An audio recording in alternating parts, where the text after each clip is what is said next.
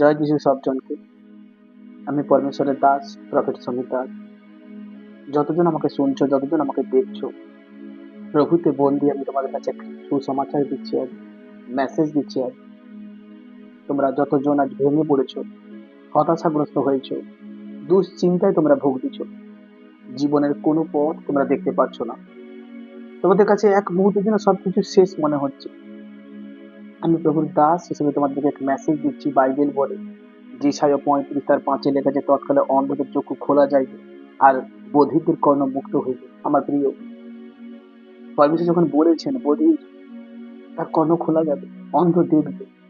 আজ যা তোমার জীবনে বিলুপ্ত হয়ে গেছিল, যা তোমার জীবন থেকে শেষ হয়ে গেছিল, যা তোমার জীবনে অন্ধকার হয়েছিল, আজ বিশ্বাস রাখো প্রভু যিশুটা তোমার জীবনে খুলে দিয়েছে। তোমার বিশ্বাস করা, তোমার প্রার্থনা করা তোমার জীবনকে অনেক আগে বাড়িয়েছে।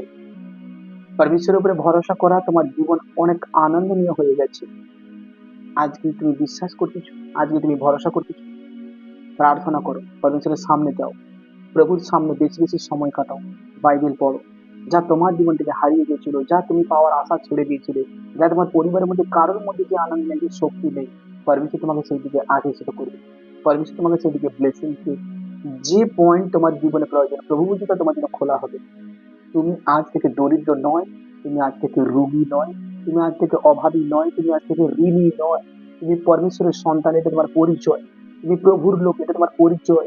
প্রভুর বচন বলে তিনি তোমাকে বহু জাতিকে ধার দেওয়া বানাবে, ধার নেওয়া বানাবে না। তাই বিশ্বাস রাখো। তোমাকে আজ কোনো দিক থেকে, কোনো অ্যাঙ্গেল থেকে আজ তোমার মধ্যে বারবার ভাবনা আসছে, আমার জীবনে সব শেষ হয়ে গেছে, সব হারিয়ে গেছে, সব নষ্ট হয়ে গেছে। কিচ্ছু নষ্ট হয়নি, কিচ্ছু হারিয়ে যায়নি। প্রভু তোমার জীবনে তো আবার পুনর্জীবিত করতে প্রস্তুত আছে। দুটো পয়েন্ট বলে দিচ্ছি, বিশ্বাস আর প্রার্থনা। তুমি যুক্ত থাকো, তোমার জীবনকে তুমি ডেভেলপমেন্ট হতে দেখবে পবিত্র দিকে না আসছে যাবে।